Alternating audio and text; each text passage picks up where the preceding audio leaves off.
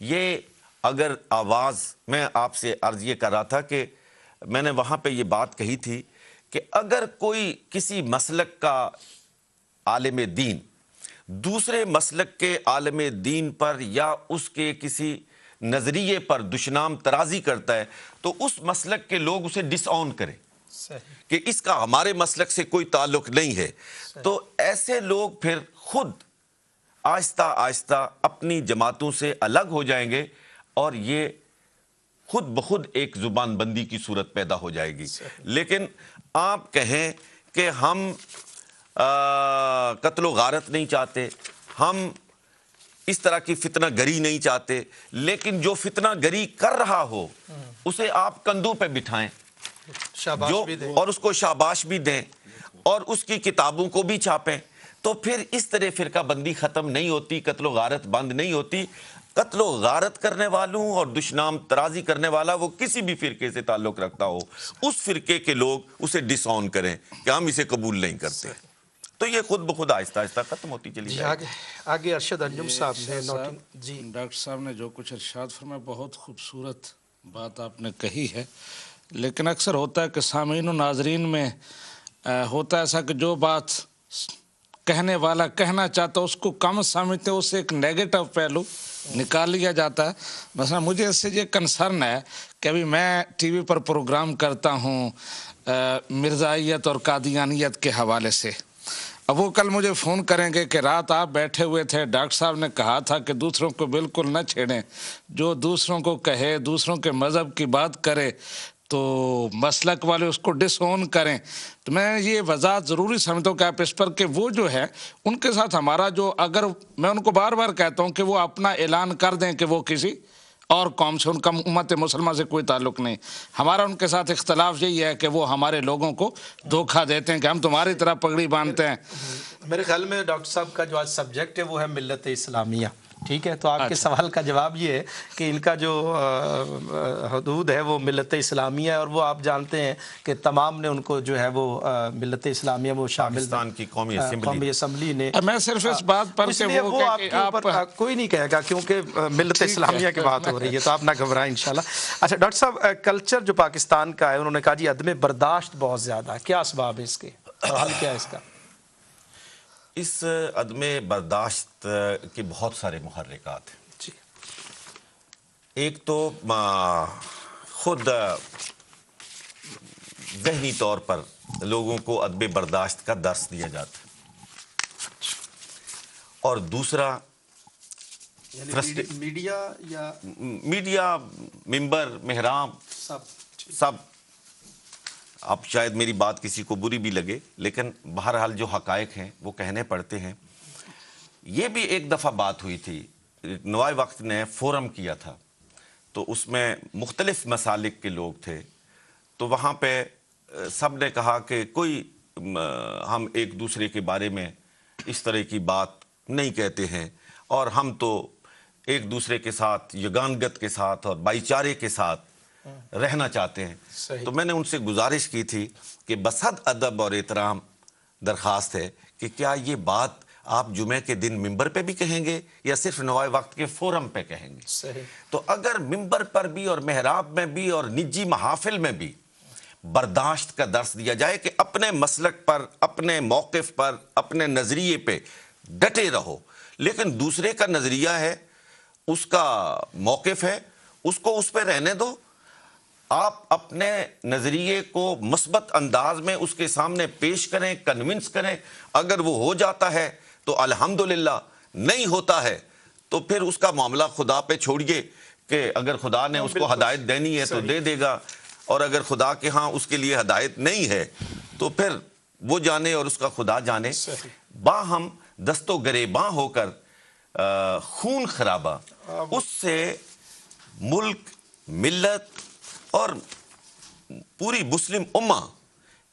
روز بروز ازمہلال کا شکار ہو رہی ہے۔ جی آگے چلتے ہیں، ہم خان صاحب بریڈ فورڈ سے، وہ ان کا پوچھنا یہ تھا کہ جو آپ نے انٹرنیشنل یونیورسٹی کا تذکرہ کیا کہ اس میں جو نظام تعلیم ہے، تو کیا ایسی کوشش کی جا سکتی ہے کہ دیگر یونیورسٹیز کے اندر بھی وہی نصاب جو ہے وہ رائج کیا جائے؟ دیکھیے جی، یہ تو حکومتی سطح کی بات ہے. میں نے پہلے گزارش کی ہے کہ یکساں نصاب اور یکساں نظام کی ضرورت ہے، اور یہ یکساں نصاب، یکساں نظام کوئی سوسائٹی، کوئی انجمن، کوئی فرد نہیں کر سکتا ہے. یہ حکومتی سطح پہ ہو سکتا ہے. اللہ کرے پاکستان میں ایسے حالات پیدا ہوں، ایسی سوچ اور فکر جنم لے کہ پورے پاکستان کا نظام اور نصاب ایک ہو جائے. اور جس دن یہ ہو گیا، یہ ایک بہت بڑا تعلیمی انقلاب ہوگا اور مسلم امہ کے لیے ایک درخشاں دور کا آغاز ہوگا. اگلا سوال جو احمد خان صاحب ہمارے جو ہے وہ مستقل کالر بھی ہیں اور وہ ایک جذبہ بھی رکھتے ہیں. وہ کہتے ہیں کہ قوانین تو پڑھا دیے جائیں گے لیکن پاکستان میں لاگو کون کرے گا؟ پاکستان میں لاگو پاکستان کے عوام کریں گے. صحیح. اس لیے کہ پاکستان کے عوام، اللہ تبارک و تعالیٰ ان کو ہمت دے، توفیق دے کہ وہ ایسے لوگوں کو منتخب کر کے اسمبلی میں پہنچائیں جو ان قوانین کا نفاذ عملاً کرے. اسی کے ساتھ ہی امیر افضل صاحب نے نیو کیسل سے وہ کہہ رہے ہیں کہ کیا کوئی 400-500 بندے ایسے ایماندار نہیں ہیں پاکستان میں کہ وہ آئیں اور مل کر جو ہے وہ حکومت بنائیں اور پاکستان کو جو ہے وہ ایک ترقی کی طرف لے کر دیکھیں جائیں؟ نا جی، یہ دور جو ہے یہ جبر کا دور نہیں ہے. اس دور کو آپ جمہوری دور کہتے ہیں. صحیح. لوگوں کی سوچ فکر کے ترجمان جو ہیں وہ ان کے منتخب نمائندے ہوتے ہیں. تو جو منتخب نمائندے ہیں وہ ایسے 400-500 لوگوں کا انتخاب کر لیں، اور کرنا چاہیے. ایماندار لوگوں کا انتخاب کرنا چاہیے، صاحب تقوی لوگوں کا انتخاب کرنا چاہیے. اور جس دن یہ اس طرح کے لوگ وہاں پہ جمع ہو گئے تو انشاءاللہ وہ اسلامی انقلاب کی نوید سنائیں گے. صحیح. محمد اخلاق صاحب برمنگھم سے آپ نے جو سوال کیا علماء کرام کے بارے میں وہ جواب آ چکا ہے. اور ایک صورت یہ ہوتی ہے کہ دوسرے کے مسلک کو چھیڑا جائے. برطانیہ میں جو صورتحال پیدا ہو گئی تھی کہ خصوصاً خلفائے راشدین کی ذوات کو ٹارگٹ کر کے ان کے اوپر عوام کے ذہنوں میں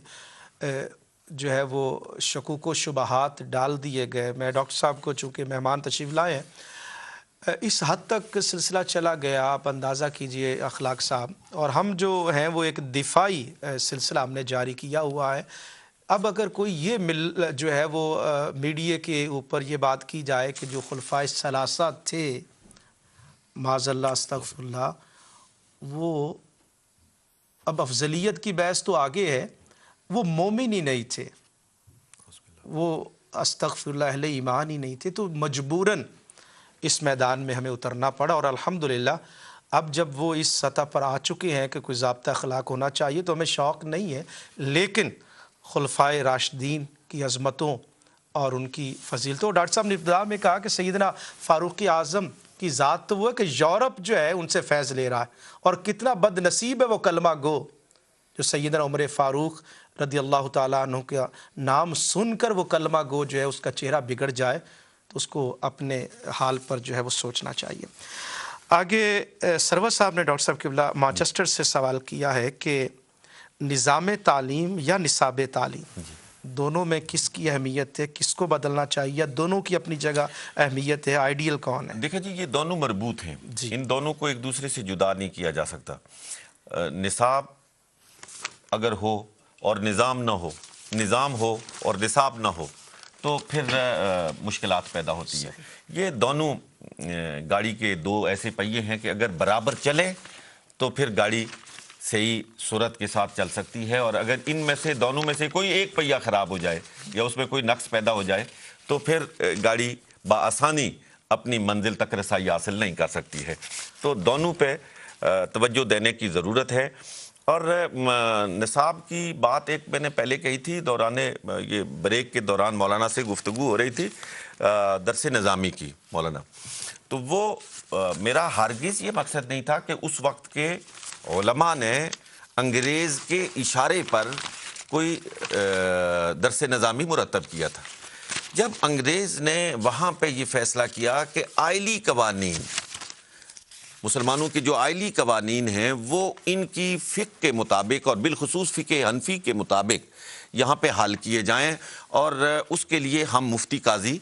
عدالتوں میں مقرر کریں گے، بٹھائیں گے۔ تو اس وقت علماء نے یہ ضرورت محسوس کی کہ ایک ایسا نصاب اور ایسا نظام وضع کیا جائے کہ ہمارے ہاں ایسے مفتی اور قاضی پیدا ہو جائیں کہ جو وہاں جا کر بیٹھ کے قرآن اور سنہ کی روشنی میں، فقہ اسلامی کی روشنی میں مسلمانوں کے مسائل کا حل پیش کر سکیں، اور وہ اس وقت کے تقاضے کے مطابق انتہائی عمدہ نظام تھا اور عمدہ نصاب تھا، جس نے زبردست قسم کے قاضی اور مفتی پیدا کیے، اور انہوں نے مسلمانوں کو کسی مشکل سے دوچار نہیں ہونے دیا، اور اس دور میں مسلمانوں کے لیے بڑی سہولت پیدا کی۔ میں عرض یہ کر رہا تھا کہ آج کے دور میں پھر ہمیں آج کے دور کے تقاضوں کے مطابق، بلکہ یہاں میں شاہ صاحب آپ کی اجازت سے ایک بات کہنا چاہتا ہوں کہ برطانیہ کے جو علماء ہیں، آپ حضرات جیسے جو جید علماء کرام ہیں، اور دیگر بہت سے یہاں پہ بہت ہی صاحبان علم و فضل موجود ہیں، بڑے ویژن والے لوگ موجود ہیں، برطانیہ کے مسلمانوں کے لیے بھی، نوجوانوں کے لیے بھی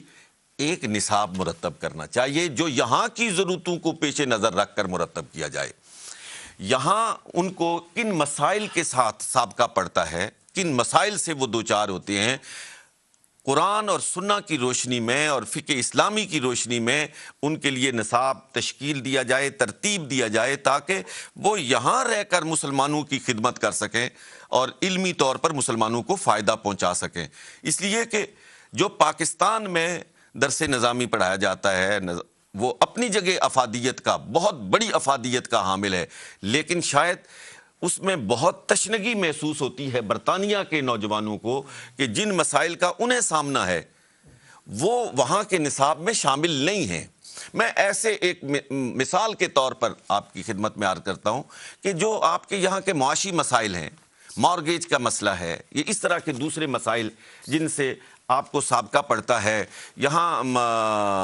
جو کھانے پینے کے اکل و شرب کے مسائل ہیں، حلال حرام کے مسائل ہیں، یہ پاکستان میں لوگوں کو درپیش نہیں ہیں، یہ یہاں کے لوگوں کے مسائل ہیں۔ تو یہاں کے دینی جو مدارس ہیں، دینی ادارے ہیں، ان میں ایسا نصاب ہونا چاہیے کہ یہ جو بچوں کے ذہن میں اس طرح کے سوالات جنم لیتے ہیں، ان کے جوابات ان کو وہاں پہ ملیں، تاکہ وہ پھر آگے جا کے آسانی کے ساتھ اپنی زندگی گزار سکیں۔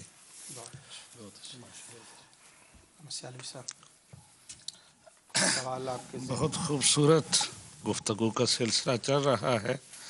اور ہمارے سامعین و ناظرین نے بھی بڑے خوبصورت سوالات کیے ہیں، اور ان کے جواب میں ہمیں بہت ساری معلومات اور رہنما باتیں ملی ہیں۔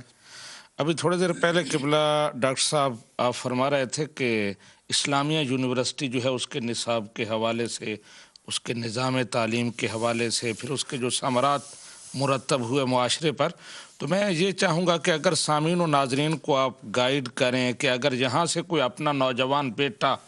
وہاں بھیجنا چاہے تو اس کو کیا طریقہ اختیار کرنا چاہیے، کس لیول پر وہ وہاں جا سکتا ہے،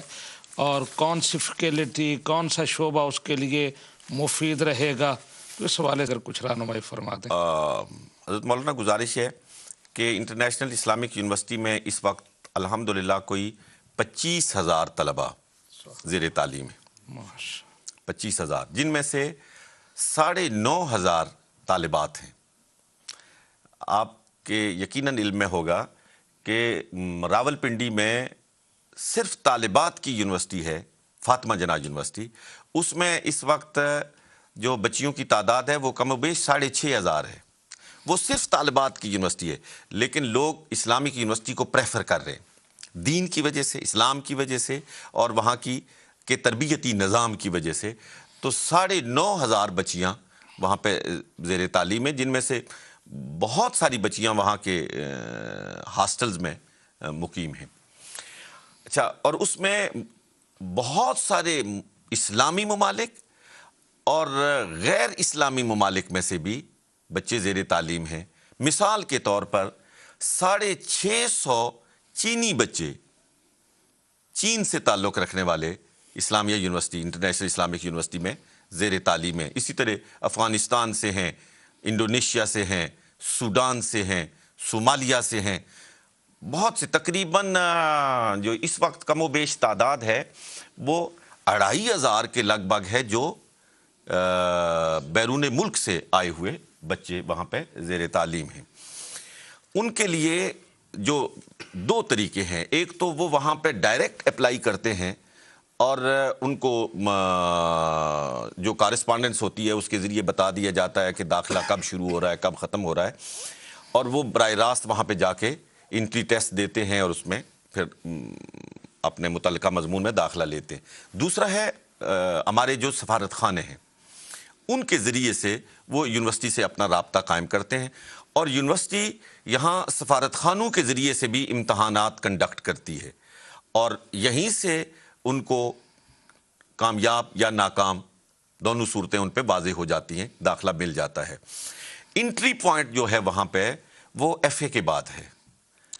کہ ایف اے کے بعد وہاں بچہ جا کے داخل ہو سکتا ہے, لیکن بی اے آنرز میں بھی داخل ہو سکتے ہیں, اور اگر ایکویلنس مل جائے یونیورسٹی سے اور ایچ ای سی سے تو وہ ایم اے میں بھی جا کے براہ راست داخل ہو سکتے ہیں. وہاں جو بچے اور بچیاں ہاسٹل میں رہ رہے ہیں, باہرلے ممالک سے گئے ہوئے ہیں, تو ہاسٹل کا سسٹم کس طرح کا ہے تاکہ یہاں سے بچے بھیجتے ہوئے ظاہر ہے لوگوں کے ذہن میں یہ بھی ہوگا رہائش کا کیا سلسلہ ہے, وہاں نگرانی, سیفٹی, دوسرے مسائل جو ہیں؟ دیکھیے جی, الحمدللہ جو اسلامک یونیورسٹی کے ہاسٹلز ہیں وہ بڑے بین الاقوامی معیار کے مطابق ہیں, اور ہم پریفر کر رہے ہیں ہاسٹل میں جو بچے بیرونی ممالک سے آتے ہیں. اپنے بچوں کو داخلہ بعد میں دیا جاتا ہے, بیرونی ممالک سے آنے والے بچوں کو پریفر کیا جاتا ہے, اور کم و بیش باہر سے آنے والے تمام بچوں کو جن کو وہاں کوئی کسی رشتہ دار کے ہاں یا کوئی اور رہائش کی سہولت میسر نہیں ہے, تقریباً سب کو ہی اکموڈیٹ کر لیا جاتا ہے. اور اس وقت تک کوئی 5 ہاسٹل جو ہیں وہ یونیورسٹی کے بچوں کے ہیں, اور 3 ہاسٹل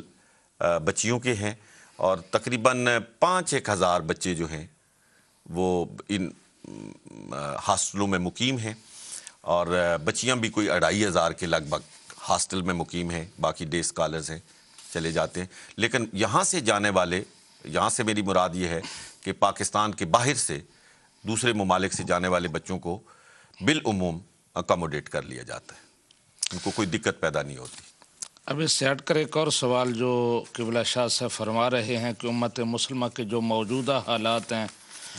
جس طرح آپ نے بھی فرمایا کہ ایک بنیادی خرابی جو ہے وہ اخلاقی بحران ہے,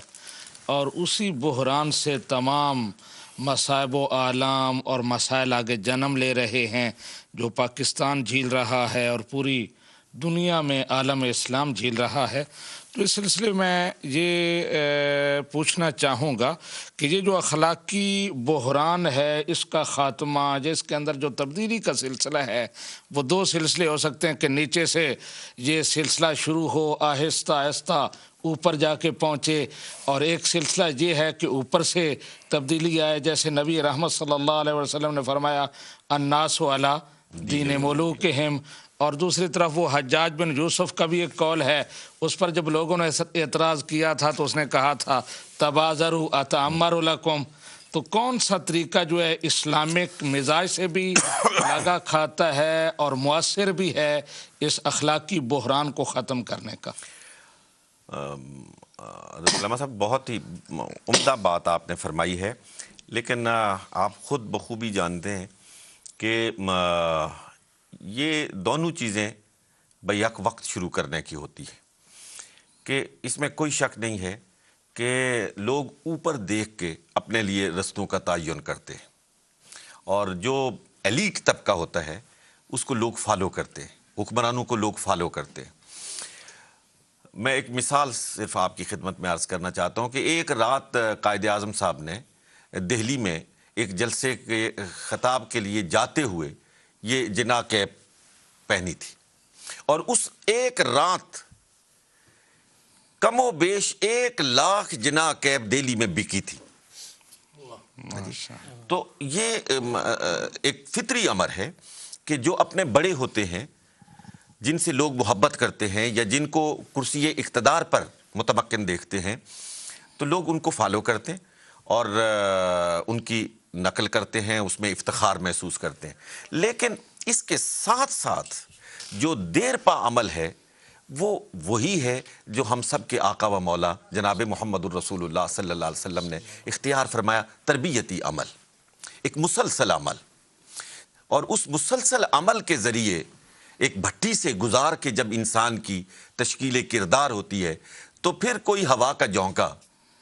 اسے متزلزل نہیں کرتا ہے. پھر بڑی تند و تیز ہوائیں آتی ہیں، اس سے ٹکرا کے اپنا منہ دوسری طرف کر لیتی ہیں، اپنا رخ موڑ لیتی ہیں.